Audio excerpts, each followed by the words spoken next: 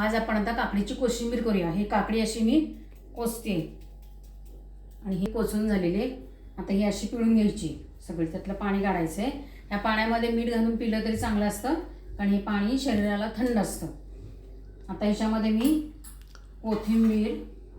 कोथिंबीर घालून घेते, शेंगदाण्याचं कूट घालते आणि दही।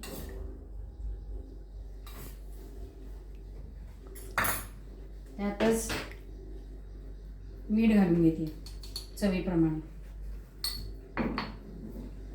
आणि साखर घालायची।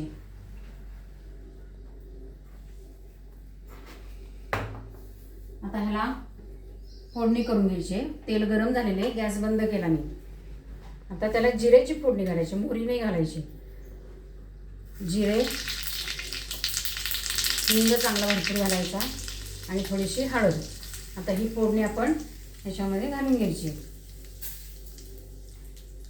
त्याच्यामध्ये मिरच्या घालायच्या राहिल्यात आपल्या, बरं का, मिरच्या पण घालून घ्यायची।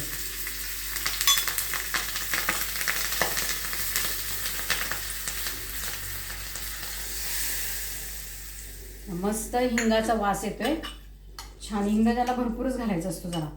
आणि अशी हलवून आपली काकडीची कोशिंबीर तयार झालेली आहे।